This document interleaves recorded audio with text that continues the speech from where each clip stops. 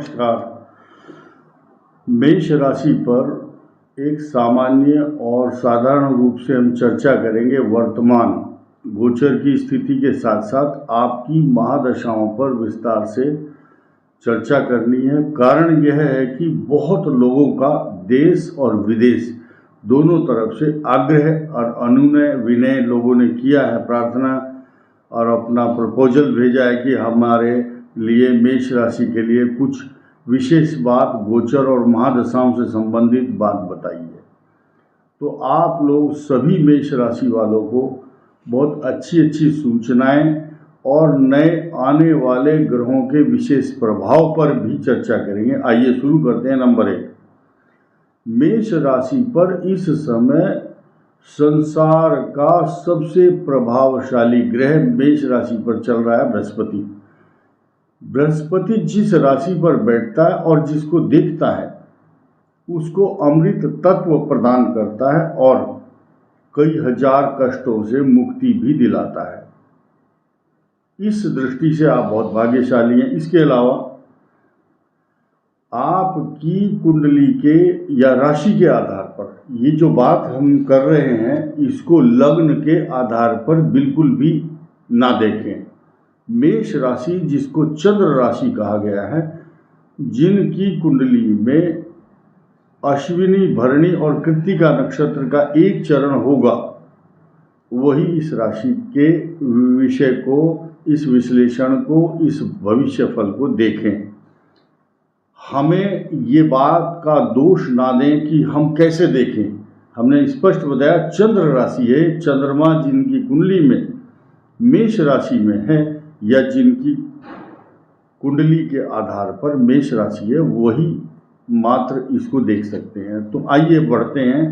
शनि की दृष्टि मेष राशि पर 29 मार्च 2025 तक चलती रहेगी। इस समय आपके लिए हानि और खर्च, व्यर्थ की यात्रा, व्यर्थ के विवाद, अशांति, तनाव, चिंता, परेशानी, पैरों में कष्ट तथा उद्विग्नता, बेचैनी, एंग्जाइटी, अवसाद, तनाव, नेगेटिव थॉट्स, ये समय चल रहा है। लेकिन बृहस्पति इन सब चिंताओं को विराम लगा देता है और निर्भर ये भी करता है कि आपकी कुंडली में जन्म के समय बृहस्पति आपको कितना महत्व देता है। वास्तविकता ये है कि जब आपका जन्म हुआ, जन्म के समय आपकी कुंडली में जो ग्रह नक्षत्र स्थापित हो जाते हैं, जन्म के समय जो भी ग्रह स्थिति होगी वह आपका लक्षण बन चुका है। आपका स्वरूप, आपके विचार,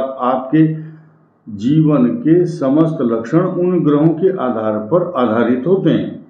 आपका स्वभाव कैसा रहेगा, आपकी रुचि क्या है, आप किस चीज़ को पसंद करते हैं, दाम्पत्य जीवन कैसा रहेगा, बच्चे कैसे होंगे, अच्छी एजुकेशन होगी, ये आपकी कुंडली निर्धारित करती है। लेकिन पूरी लाइफ में जो भी डेली रूटीन में आपका काम होता है वो मेष राशि के ऊपर गोचर ग्रहों की स्थिति के ऊपर आधारित होता है। आज आपको कौन सा व्यंजन खाने को पसंद होगा, कौन सा वस्त्र पहनना है, ये डेली रूटीन के जो ग्रह आपके ऊपर चल रहे होते हैं उसके ऊपर आधारित होता है।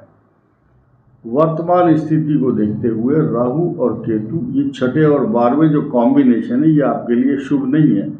लेकिन वही बात दोबारा फिर दोहराऊंगा कि बृहस्पति आपके ऊपर होने वाले अशुभ प्रभावों का, अशुभ ग्रहों के प्रभावों को कम कर देता है, न्यूनता लाता है, कमी ला देता है। तो आप भाग्यशाली है। और अगले ही महीने आपकी धन स्थान की जो पोजीशन होगी, बृहस्पति उस स्थान पर बैठ कर के आपको धन देगा, मान सम्मान देगा, प्रॉपर्टी देगा, पैसा, आपकी सुंदर वाणी और मुखारविंद से जो शब्द प्रस्फुटित होंगे वो दूसरों को अपनी तरफ आकर्षित करेंगे और आपके द्वारा मुंह से जो भी बात बोली जाएगी वो सच होगी और दूसरों को प्रभावित करेगी, आपकी बात सब मानेंगे। इसी के साथ साथ आगे आने वाले सन 2025 के बाद में मेष राशि पर शनि की 7.5 शुरू होगी। वो अगले वर्ष है, लेकिन वर्तमान समय में आपकी कुंडली में जो छठे भाव में केतु है वो शत्रुओं का विनाश भी करता है।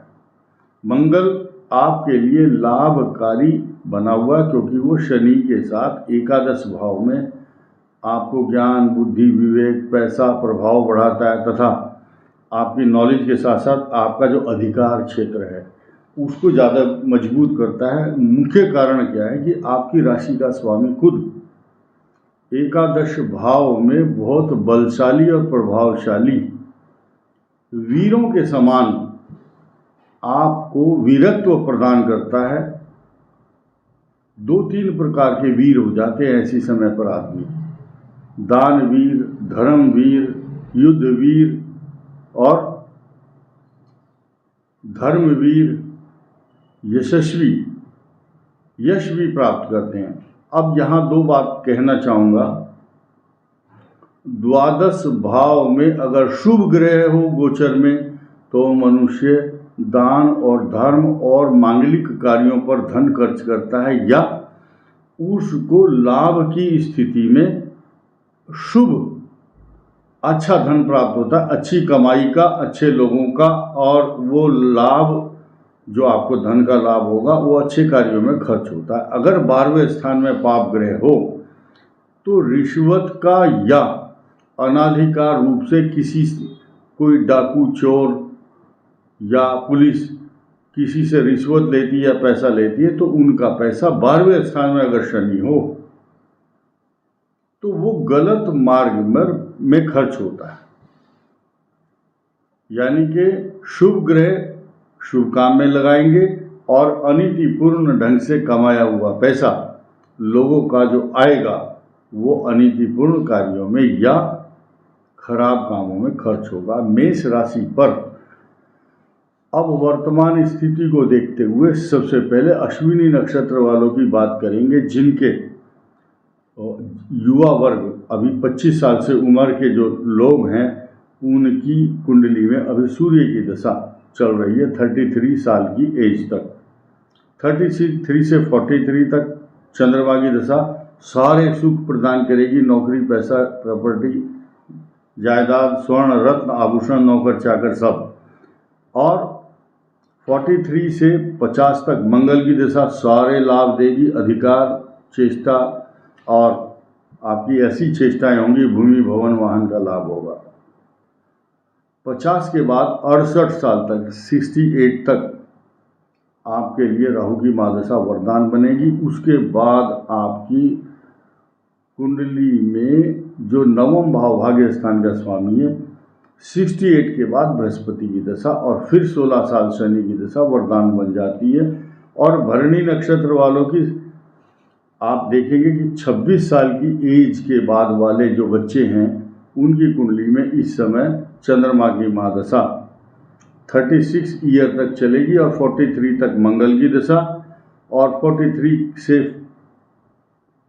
61 एज तक राहु की महादशा, फिर 77 तक बृहस्पति और उसके बाद जीवन में शनि आपको वरदान देने के लिए आएंगे, हर प्रकार के सुख देंगे।